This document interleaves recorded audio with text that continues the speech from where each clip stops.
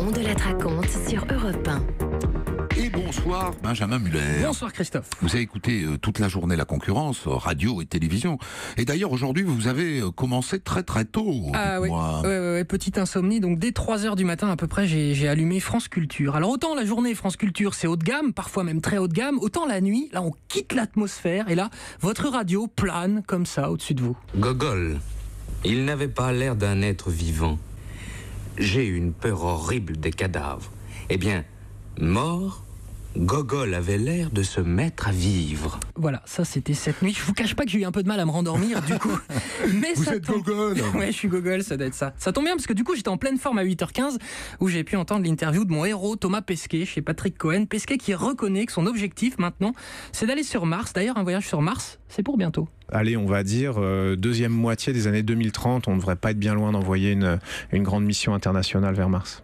Ça prendra combien de jours? Combien de temps? Pour l'instant, dans l'état actuel de la technologie, c'est 300 jours aller, 300 jours sur place pour que les planètes se remettent en configuration, 300 jours retour. Ah oui, ça fait un peu long quand même le trajet. Pesquet qui revient donc de 6 mois dans l'ISS, la Station Spatiale Internationale, où son corps a changé, son corps a vieilli à cause de la pesanteur. 6 mois en apesanteur, pour le système cardiovasculaire, c'est l'équivalent, par exemple, d'un vieillissement d'une dizaine d'années, mais qui est réversible. C'est ça qui est magique. On retrouve son état d'avant la mission et c'est aussi pour ça qu'on fait beaucoup d'expériences de médecine parce que vous imaginez le vieillissement réversible, ça intéresse beaucoup de gens. Voilà, redevenir jeune après avoir été vieux. Imaginez, Michel Drucker, il bénéficie du truc, poum, on en reprend pour 40 ans de dimanche après-midi déprimant sur France 2. Non merci Pesquet, garde ton truc. Bon, à part ça, vous êtes tombé sur une attaque en règle aujourd'hui. Oui, écoutez bien, 13h04 tout à l'heure, je mangeais ma petite salade de tofu comme d'habitude en écoutant la radio. Je mets RMC et au moment tout pile où je change la fréquence sur RMC, paf, je tombe là-dessus.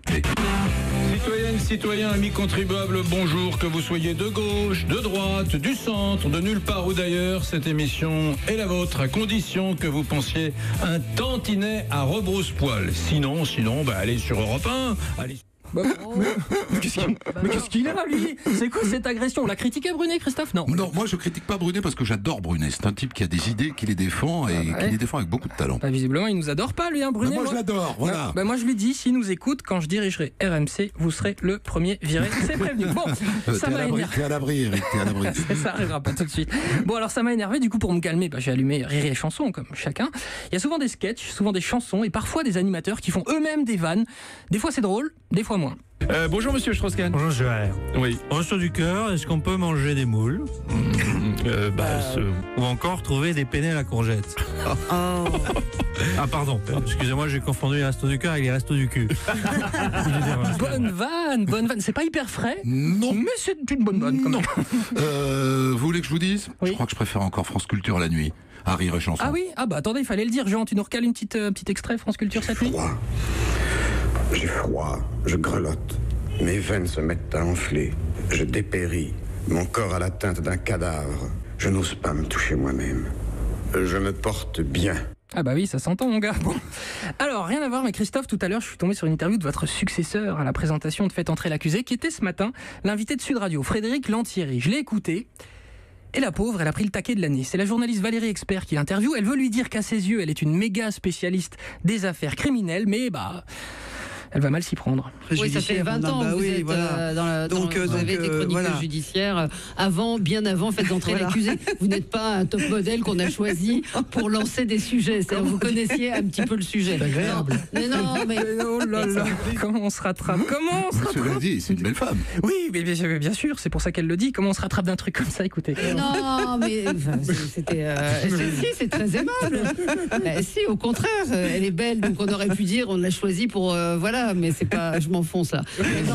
Oui, tu t'enfonces Valérie, là, tu t'enfonces grave. Lantieri rigole, elle l'a pas mal pris. Vous entendez ce rire qu'elle a, incroyable. Qui Lantieri? Oui. Ouais, il veut dire beaucoup. Hein.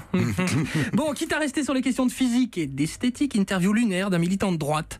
Dans l'émission Quotidien, le journaliste demande à ce militant ce qui différencie le plus un type de gauche d'un type de droite. Réponse. Côté être de droite, c'est être élégant. Il suffit de regarder les gens de gauche. Et là, c'est autre chose. Il s'habille très mal. Et ce défaut esthétique, il se situe surtout sur les cheveux, sur le cuir chevelu. C'est sale, c'est gras. Voilà, théorie qui ne tient pas à Jean-Louis Borloo, n'ayant jamais reconnu par exemple être de gauche. Vous voyez bien que ça ne tient pas. L'interview grosse tête du jour pour terminer. Allez, génial. Karim Benzema, monstrueux hier avec le Real Madrid. Il marque 2 buts dans la foulée interview sur beIN Sport avec l'humilité qui était restée au vestiaire. Faut pas écouter ce qui se dit. Moi, je fais mon travail ici. Je suis dans le meilleur club du monde. Je suis un très grand joueur. Celui qui est pas content, c'est son problème. Ben oui, Karim, c'est toi le meilleur. Imaginez si tout le monde faisait pareil à la boulangerie. Miam, j'adore votre pain. Normal, je travaille dans la meilleure boulangerie du monde. Je suis un très grand boulanger. Qu'est-ce qu'il y a là? J'adore. On va terminer avec un peu de bon sens, si vous voulez. Thomas Pesquet, dernière question. Lui fait remarquer qu'aller dans l'espace, prendre une fusée, tout ça, c'est un peu dangereux. Lui répond qu'il a déjà fait bien pire. C'est vrai que j'ai tendance à plus faire de moto sur le périph' à Paris, par exemple. Ça, j'ai arrêté de le faire. Parce que c'est trop dangereux. Parce que c'est plus dangereux que d'aller dans l'espace. Mais oui, on ne pense pas assez à ça. On n'y pense pas assez. Merci à vous, Benjamin Muller.